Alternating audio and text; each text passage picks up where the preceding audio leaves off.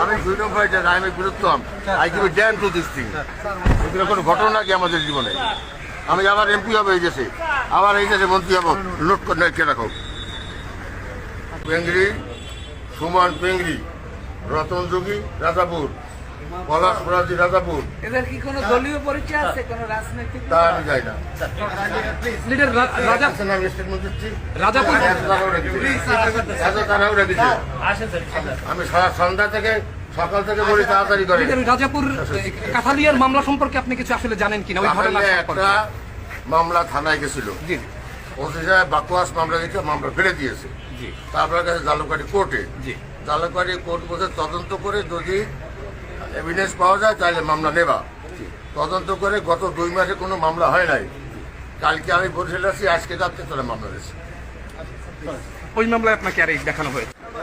সর্বোপরি এই বিষয়টা আপনার কেমন লাগছে? এই বিষয়টা আপনার কেমন লাগছে, এটাকে আপনি কি বলবেন?